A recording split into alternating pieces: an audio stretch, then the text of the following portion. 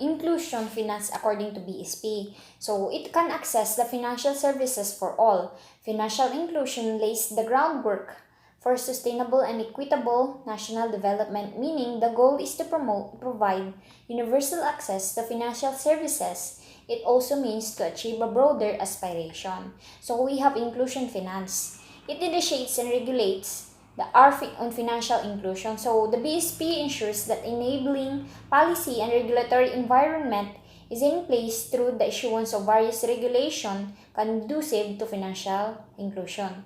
So this policy approach aim to support the three pillar. Ito yung in price stability, financial stability, the efficient payment and settlement of system. So the first one is democratized access to a transaction account. So according to Circular 649, it provides the guidelines governing the issuance of electronic money and operation of e-money to users.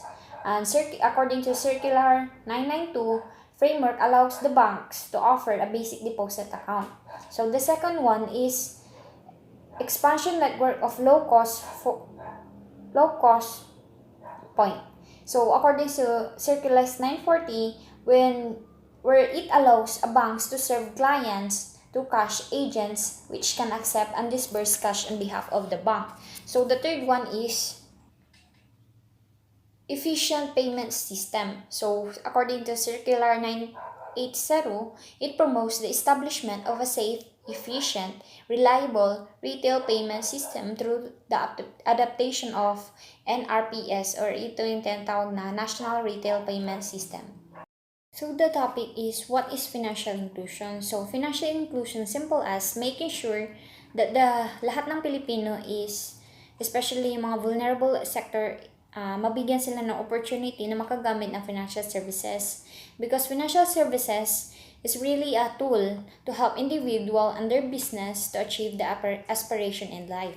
So the second point is why digitalization important in financial inclusion. So we really saw the importance of financial inclusion during the pandemic when people had no choice but to go online, transact online. Sinasabi ng BSP, we are fortunate that before that happened, nailatag na yung tinatawag na inclusion digital payment ecosystem. Nandyan yung InstaPay, interoperable funds, transfer scheme. Isipin natin kung walang ito, when pandemic happened, everything would stood still.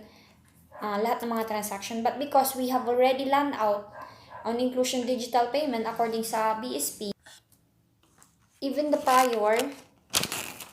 prior pandemic that facilitated the rapid shift of individuals in the business and the government to do digital transaction. And the third point is bakit mahalaga ang financially included. So, well, it can support poverty elevation and promote inclusive economic growth. Kasi 'di ba, when people access on the ability to use appropriate financial services, they are able to maximize the income opportunities. Kung may access ka sa, like for example, may access ka sa murang pangutang, pwede mo itong mapalago ang inyong negosyo. You can cushion the impact of life's downturn.